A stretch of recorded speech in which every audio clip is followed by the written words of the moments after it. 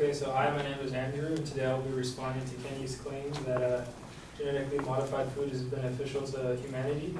His secondary claims were more food can be grown, modified foods can provide richer in nutrients, and GMOs are the answer to developing countries' problems with having successful yields. So, to his first supporting claim that more food can be grown, he mentions that no pesticides are needed when there is actually more pesticides used, and pesticides are still necessary. Dr. Raymond J. Seidler, former senior scientist of the Environmental Protection Agency, says that GMOs are made to be pesticide resistant, so more pesticides can be used, specifically a herbicide called glyphosate.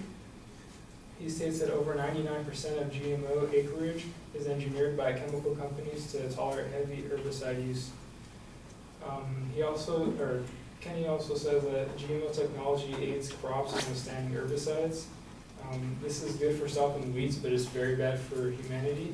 This means that more herbicide will be used. The world's most common herbicide, as previously mentioned, glyphosate, is linked to a great deal of health risks such as cancer, Parkinson's, and reproductive disorders. Stephanie Seneff, a research scientist at the Massachusetts Institute of Technology, and Anthony Samsel, a retired science consultant from Arthur D. Little Incorporated, conducted a study on the effects of glyphosate. They state that the negative impact on the body is insidious and manifests slowly over time as inflammation damages cellular systems throughout the body.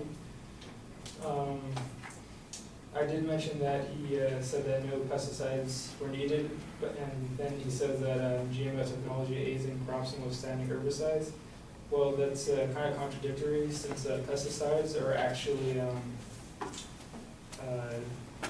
chemical that will get rid of any unwanted living organism. So you have insecticides for insects, and you have herbicides for weeds. So so he says that there's no need for pesticides, but they can withstand more pesticides. I'll be responding to the secondary supporting claim that they can be richer in nutrients. He says that less food supplies more nutrients.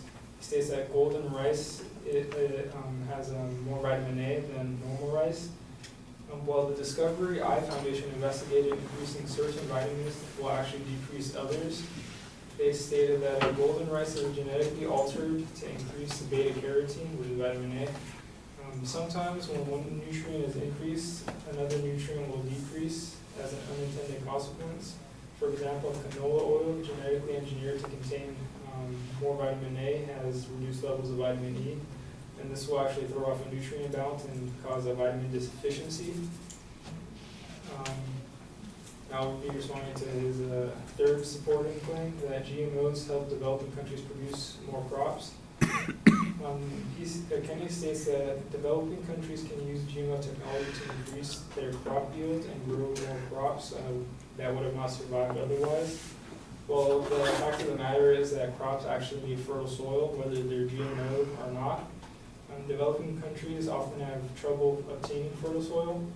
According to an article regarding the soil quality of East Africa, they stated that statistics show that during the 2002 to 2004 farming season, 85% of the African farmland, most of it sub-Saharan Africa, experienced moderate annual loss of at least 30 kilograms of nitrogen, phosphorus, and potassium, and 40% of those farmland experienced high losses of more than 60 kilograms per hectare. So crops can survive in conditions that are not optimal, but they'll be more vulnerable to things such as disease. So GMOs can help, but they are not the answer. In this case, it's actually getting fertilized soil. So in conclusion, although GMOs seem to provide benefits to the human race, their consequences lead me to believe that we are better off without them.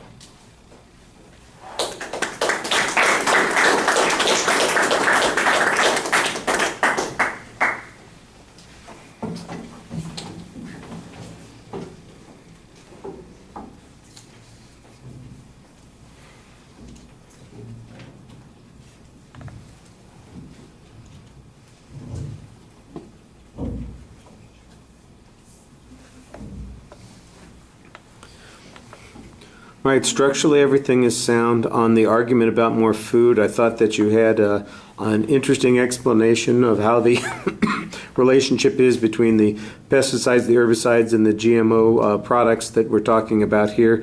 The part where you say it's bad for humans, I think that that's the counterclaim that you want to develop on this argument, but one of the things that you want to show is that as a consequence of the genetically modified organisms, they're going to use more of these herbicides, and that those herbicides then end up harming humans, and that any kind of quantification there, I think, would be helpful, because that's what you kind of have to do to compensate for whatever benefit is going to exist. And I'm not sure that you've denied the benefit entirely, but you have suggested that there's this alternative risk that's going on there.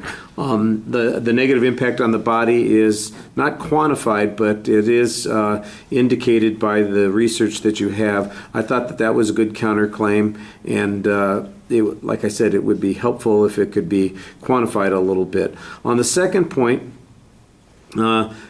there's kind of an interesting argument that says there's an unintended consequence when these sorts of things happen. The example that you have is not exactly the same thing that the advocate's talking about. You use the canola oil as an illustration on this. And I think that that's a reasonable press to make. You do want to give us a source citation on this information. One of the questions that comes up, of course, is whether or not the loss of the other vitamin, for instance, is substantial enough to offset whatever advantage you get from the enhanced vitamin that you have. So, if vitamin A is essential and vitamin E is not essential, then I think that that's a fair trade-off. But if vitamin E is also essential and that people are going to suffer, for instance, as a consequence, you don't have vitamin A, you're going to die. I'm not exactly sure that vitamin E fits into the same category. So that's one of those things that you need to maybe offer a little bit more information on.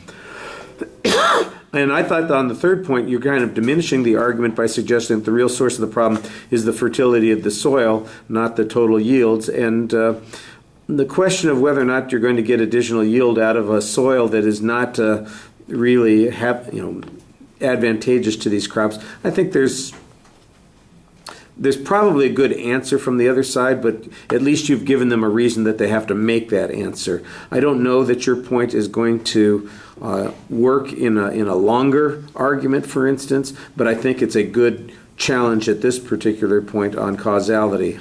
So you always want to make those when you can. Thank you.